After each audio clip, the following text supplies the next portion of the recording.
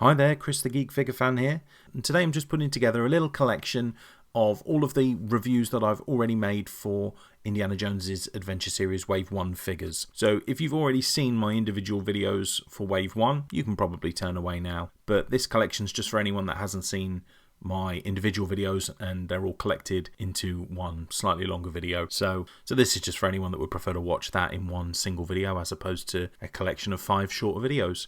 There's no new footage in here. These are my original reviews collected into a single video. So take it away past Chris. The Raiders of the Lost Ark Indiana Jones we're going to be looking at today. So he is one of Wave 1's figures. There are 5 figures in the range. So coming in the next couple of weeks will be Major Toht, Renee Belloq, Sallah, Marion Ravenwood, and the Ark of the Covenant, where a piece of which comes in each box. Today we're starting with the eponymous title character, Indiana Jones, and just starting with the boxes. This is my first experience of it. Plastic-free packaging. Why did it have to be plastic-free packaging? But in saying that, the box itself, the artwork, there's so much TLC that's gone into this. The colouring on it looks just like, a faded map, perhaps one that we might see in one of the movies, showing a plane going from place to place. And on the two sides, one's got a fantastic sort of artist rendering of Indiana Jones, a little bit like what you might see in one of the older posters. And on the other side, it shows the 5 figures and the artifact within Wave 1. And on the back, we've got another of these sort of CG photo renderings of the figure itself, and a list of all of the figures that are within the pack as well. There's no sort of synopsis on the back of the box, so we'll get the box open and we'll have a look at what's inside. I just want to point out, first of all, now I've got this box open, the tissue paper that they wrap each figure in, it looks so cool. You can see it, when I hold it up to the camera, that it's got the map printing on that as well. Really clever. Nice little attention to detail. They didn't need to put anything in it, but they've chosen to. I'm going to have a quick look at some of the figures, accessories in a moment, but the figure itself, I'm really impressed with the level of detail on this. The weathering on so much of the material, especially on the shoes and the leather jacket, the fading where he's gone through many adventures and it started to wear away. It looks really impressive. I'm quite impressed with the attention to detail there. The hat's not removable, but the hat does look good. I think you're going to get 380 different Indiana Jones figures, so I wouldn't worry about the hat not removing on this one. You can just buy another one that doesn't have a hat on it, I'm sure. But other than that, it's got quite good maneuverability. The articulations fairly standard to what you'd expect from a Hasbro 6-inch figure, and I've noticed that it's actually a little bit taller than the Plasma Series Ghostbusters figures that I have. A little bit more to the standard 6-inch scale than I'm used to, but from what I have seen online, it's an identical height to, say, the Han Solo figure from the Star Wars Black Series range. If we look at some of the accessories, it comes with 2 whips, so one unfurled and one coiled up. It comes with his revolver, and I will say that the pouch that's on his waist can be used for it. Incredibly fiddly though, especially with my fat fingers. And on the other side, there is a clip that can be moved across on his belt to hold the coiled up version of the whip. I did try and use it, and it does kind of hang on, but getting that point to push into his belt is incredibly fiddly, and I was worried I was going to break it, so I've just let it sit on for there. There's 2 different sets of replaceable hands for it. So this idol that's in there, it looks to me like it's to scale. It's a really nice detailed piece. I'm quite impressed with that. From what I can see as well, that the jacket does remove, although I haven't removed it, and when you remove the jacket, you can then remove his satchel bag as well. So, I'm not going to keep you too long. This is my first impression of this range as a whole. The paintwork, the face mold, all excellent, and I'm not surprised at that, because Hasbro have had a lot of experience of Harrison Ford's likeness, so I wouldn't have expected anything less. But in saying that, the 5 o'clock shadow looks really good on him. The eye paint is great. And I suppose that's something that you take a little bit of a chance with in these sort of this non-blister pack age, where we're unable to see what the paintwork looks like before we buy it. But in general, I really, really like the figure. And I love this sort of semi-plastic rubber that they're using for a lot of the fabric material on these ranges. So with his leather jacket, it is kind of malleable. It moves. And from looking at the other figures in this range, I think that's going to be something that we see an awful lot of. But the level of detail that they're able to put onto those kind of rubbery, plasticky, flexible materials is still really impressive. So I'm incredibly excited to get the rest of the range out and start to pose them and take some photographs and get them in some really interesting positions and scenes from the films. So today we're taking a quick look at Major Arnold Toht. And I will preface this by saying that this was probably my most anticipated figure from the entire range.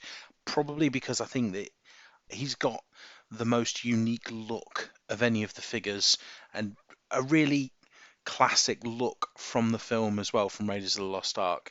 He's probably the person that I think of when I think of a villain from an Indiana Jones film, even more so than Belloq or Moraram. There's something about this guy that, especially when I was a kid, I found really intimidating, really scary. So let's take a quick look at the box first. Much like with the Indiana Jones figure, and it's probably something I'm going to be repeating with all of the other figures, it starts off with one of these photorealistic 3D renderings on the front of the figure so that you can get a look at it. Clearly, without the blister packs, this is the best way to tell what the figure's going to look like. There is the classic art print on one side, quick photographs of all of the 5 figures from the range and the build and artifact on the other side, and on the back another copy of the artist's rendering with a list of all of the accessories that come with the figure. Okay, so let's take a look inside the box. So there's definitely not as many accessories as there was with the Indiana Jones figure, but what there are very well made accessories. So with this figure you've got a removable hat, you've got a replaceable head that resembles Toht when he is standing in front of the Ark of the Covenant when it's being opened and his face starts to melt.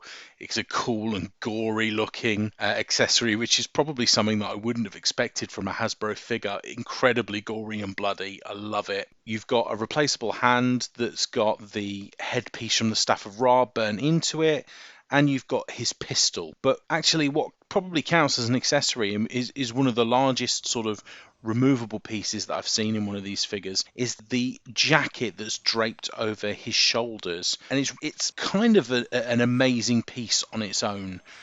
It just sits over the figure so his arms don't go through it, and it is that plastic malleable material that they've used to print on a leather look really works well, I think, on this figure. Now, I did say that this was my most anticipated figure, and now we'll get it standing up and moving around, and you can see it in a couple of different poses, with and without hat, etc. I'm not in love with it. I think it is an interesting figure, and I think you can pose it in some really cool ways.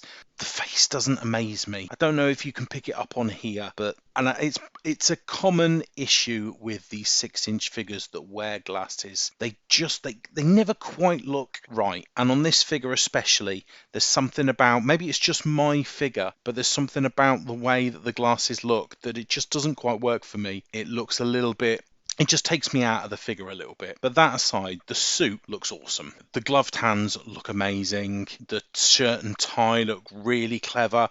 The hat fits perfectly on and off. The spare head, the opening of the Ark head, as I said before, it looks really gory cool. I think it's a figure that you're going to have a lot of fun with posing and putting into situations from the film, different scenes. It's definitely a break from the norm, and I know with these ranges you're going to get a lot of the same sorts of figures. A lot of Indiana Jones in various states of either undress or in different outfits. You're going to get his female companions or his sidekicks. So from the point of view of a villain, he's definitely got a unique look, and he's definitely imposing. So I don't hate the figure at all. Maybe it's just because of my anticipation for it. There's just something about the face sculpt that I'm not amazed with. But you put the hat on, and it does take a little bit away from that, I suppose. But yeah, it's all right. I do like it, and if you get in the range, I'm sure you'll get this figure because he's so iconic. So you tell me now, what do you think about this figure? Have you guys got it? Have you had it out and had a look at it? Is it one that you're looking to get? I'd be interested to know. Please let me know below. So today we're taking a look at Marion Ravenwood's figure from Wave 1's release. And I'll be honest, before I received this was probably my least anticipated figure, just based on the Pulse live streams that I'd seen before. Just wasn't really wowed by how it looked. But we'll take a look at it today and we'll see what we think. The box, very much like the other two reviews, if you've seen the others in my series, I love the box art on these, even though they don't come with blister packs. I think a lot of care and attention's gone into the Adventure Series packaging with the colouring and the pictures on it. So on the front you've got the standard sort of photo-realistic 3D rendering that they put on the front of these, with the signage for the build and artifact. We've got some artwork on one side, we've got the pictures of all 5 of the characters from Wave 1 on the other side, and on the back we've got another of the 3D renderings along with the accessories that come with it. So let's take it out of the box and we'll have a quick look and see what's inside. So when we got it out of the box, you can see that there is another of the build and artifact pieces. Looking forward to putting that together. We'll get to that in another review. We've got the frying pan from the sort of Cairo sequence that she defends herself with, and we've got the monkey, the Nazi monkey as well, which looks really good. I can't wait to put that on the figure and get that posable. Surprisingly articulatable as well. You're able to move both front arms and the head and the tail of this monkey. So for a small piece, it's quite impressive. We'll take a proper look at that on its own in a minute as well. So you've got the figure in hand. You can see that there's quite a bit of articulation on it. The hip movement is crazy. The stomach movement, you can spin her 360 degrees. There's plenty of movement on the head. The sort of plastic hair, has a bit of flexibility to it. Standard sort of joints in the arms and the legs. There's the upper sort of hip joint on these ones as well. Let's get her out of the box, put her in a couple of poses, and we'll have a look and see. So I will say, like I said before, this was my least anticipated figure from Wave 1. But in hand, I'm so much more impressed with the face mold than I was at the Hasbro Pulse live streams that we watched at the end of 2022. I don't know if anybody else had the same reaction to her reveal. Her face looked so weird on the fan streams. It just looked poorly painted, poorly designed, and not, an accurate reflection of what Karen Allen looked like in the film. However, in hand, I will say I was definitely wrong about that, or at least the one that I got is painted incredibly well and looks a lot like Karen Allen did in Raiders of the Lost Ark. I think that the face is very impressive, and that the same goes all the way through the figure. The printing on the shirt, I think, is excellent. Getting a representation of that material that we saw in the film, I think it's pretty close, and I think it gives a good impression of what that looked like. But I love the pants that she's wearing, the trousers, the sort of oversized flared bottoms that she's got on. They're so impressive up close. They look really good. And the same goes for her feet as well.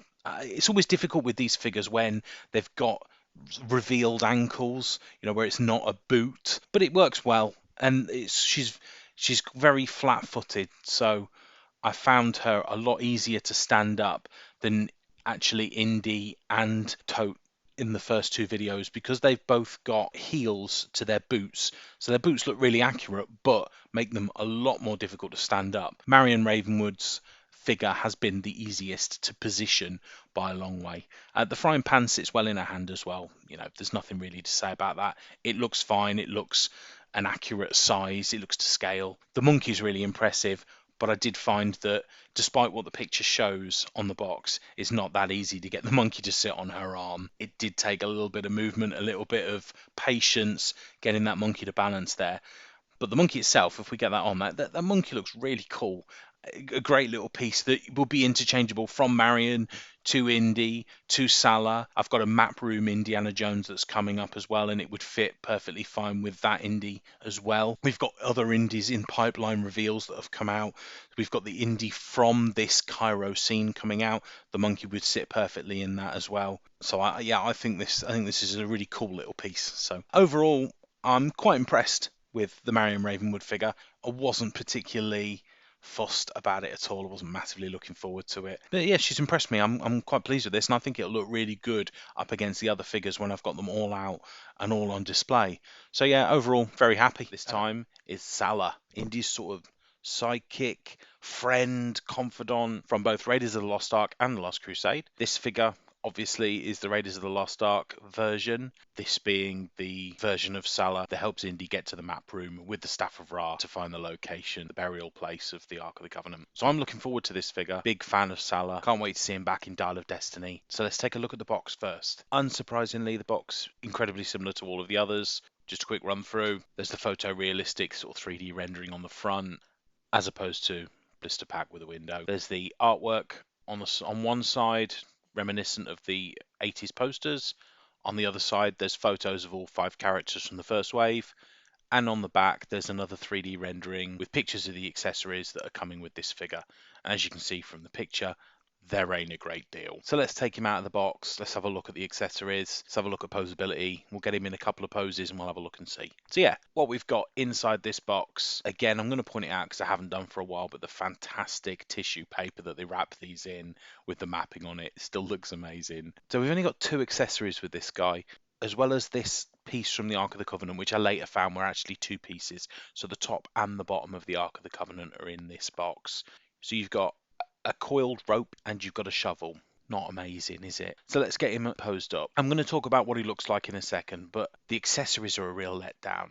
And I don't know if anyone else notices this, but I find with Hasbro and maybe with other companies as well, whenever they're not doing a main character and they end up doing a side character, which probably isn't going to sell as many, which probably isn't as exciting or glamorous as, say, Indy or Toht is in this set, they just skimp on anything that comes in the box.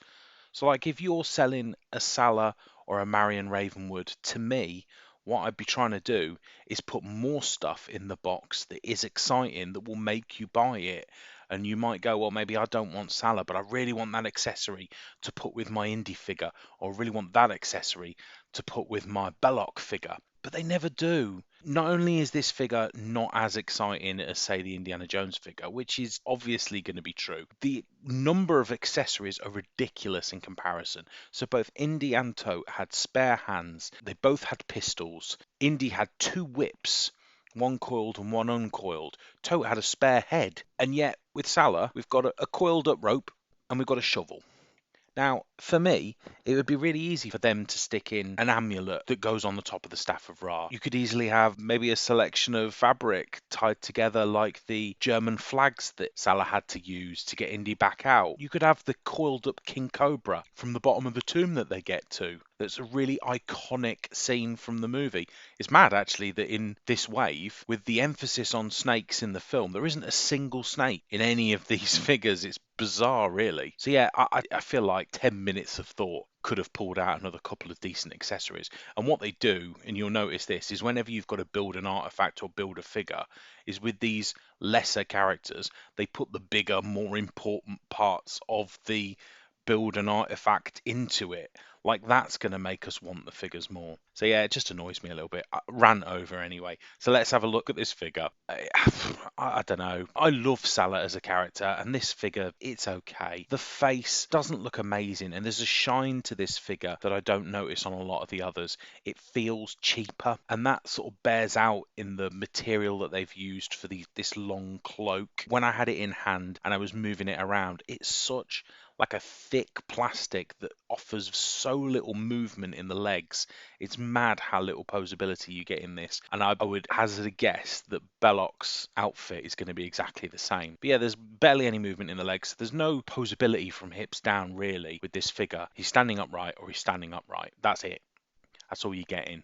So he can stand upright with a shovel in his hand, or he can stand upright without a shovel in his hand. So yeah, I don't know why. I'm a little bit down on this figure. When he's on a shelf, I'm sure he's going to look incredible next to the other figures, especially the retail exclusive map room Indy that we're going to look at on another episode. They'll look perfect together. But for me, it just doesn't do a great deal for me. Another accessory's popped into my mind. What about the wicker bowl full of dates? You know, bad dates is such an iconic line from the film and such a great scene. We've already got the monkey. We could have had the bowl of the wicker bowl of dates as well. Anyway, sorry. So I don't have a massive amount to say about it. It's so bang average that I can't really muster up a great deal of anything else to say, because I feel like I've ranted about every single part of this. It's not a horrendous figure, obviously not, and it looks fine when it's compared to the others. But there's just such a lack of posability, lack of variety with accessories on this one, and like I say, I'm not enamored with the finish. It feels shiny. The face isn't incredible. I hate the plastic that's hanging off the wrap on his head, the turban. So with that bit that's hanging down off his head, if his head is not sitting in the right place, again, it just looks weird. It looks like hair on a really cheap action figure, that it's in that one position, and if the head is not sitting perfectly straight, it just looks odd. And this is the problem I have with this, because that fabric would not sit in that way, just hanging in midair. It's got to be sitting against his body for it to look normal and real. So as soon as you turn his head, it completely ruins that illusion. But hey ho, there you go. And I finally made it to René Belloq, the final figure in Indiana Jones's Adventure series Wave 1 release. What we're also going to do is we're going to build that artifact. So we're going to have a look at the Ark of the Covenant all built up and see how it looks in the flesh. What we're going to do first, though, is we're going to take a look at this box. No surprises here. I'll run through this really quickly. Same 3D photo rendering on the front. There's the artist picture on the side, reminiscent of the posters. There's photographs of all 5 figures from Wave 1 on the other side. And on the back is another 3D rendering of the figure, René Belloq, with the list of the accessories that come with it. So we'll open the box up, we'll get the figure out, and we'll have a quick look. We'll take a look at the accessories, or lack thereof. Again, we get a few pieces to finish off the Ark of the Covenant, and we get Belloq's decorative staff. So let's take a quick look at the figure. Articulation is fairly similar to all of the others. Same articulation in the hands and the elbows, the shoulders, the face, the hips. No surprises here. I will say that there's definitely still, like there was with Sallah, restriction to the movement in his legs because of the long flowing material that's represented by this plastic. But for some reason, I feel like there's a little bit more movement in this figure than there was in the Sallah one. That might just be me. And not amazed with this face sculpt as well. It looks fine in sort of a cartoony version of Belloq, but as a representation of Paul Freeman, I don't know how amazing I think this is. It's all right, I suppose. It's just not brilliant when you look at the face molds that have come before it. But let's get it displayed. Let's get it into some poses and we'll have a look. One thing I will say for this figure is the attention to detail on the clothing is fantastic. The way that Hasbro have captured the detailing on the fabric, the patterning that was on Belloq's original costume from Raiders of the Lost Ark is definitely captured here, along with that decorative gold plate that he wears around his neck. It's really impressive. Very well done. I do like that. I think part of the issue that I have with this figure really is that I don't think this is the version of Belloq that I would have wanted. So maybe I'm letting some of my preconceptions get in the way here. I understand that he is an exciting looking figure with the traditional ceremonial garments that he's wearing here, but that's not the Belloq that I see in my head. It's not the Belloq that I remember from the film. And I suppose we are getting that figure, and I have pre-ordered the double pack of Belloq in his white suit with trilby hat, along with the version of Brody that we saw at the beginning of Raiders. So we will eventually be getting that figure. The staff itself looks really impressive, clearly to scale, quite an impressive accessory, but it needs to be because it is the only accessory that we're getting. So yeah, we'll have a little bit more of a look around Belloq, but I don't really have a great deal more to say. I think the waves ended with a whimper rather than a bang. That being said, this arc looks impressive. I really like this arc. I can't quite work out if it's to scale. It might be a little bit smaller, but it's not far off. But I do love this arc. I think it's a nice piece that will sit on a shelf with the figures and not look out of place. It doesn't look cartoony in comparison or plain, not detailed enough. It fits with the figures. It was fun to build as well, actually. There's quite a lot of pieces to it, and I didn't get it right first time, but I got it built eventually. So yeah, I'm going to put it up with Belloq here. I think that looks wicked. I really do like that. You're going to see me attempt to move my lighting around to sort of evoke the look of the film. So apologies for how terrible that looks. But I do really like this build and artifact. It makes the last couple of figures not being quite up to scratch a little bit easier to take, because now that I've got all 6, I'm really impressed with how the wave looks overall and how the figures fit together. And I think that's the main thing. What I'll probably do is I'll follow this up with a combination of reviews. So I'll put all the reviews for Wave 1 together in one video so that people can see them all in one go and you can get an idea of how all the figures match up to each other. But for now, I'll say I don't hate the figure. I definitely don't hate the artifact. I think it's all right. I think the head sculpt just lets it down a little bit. Other than that, absolutely fine figure.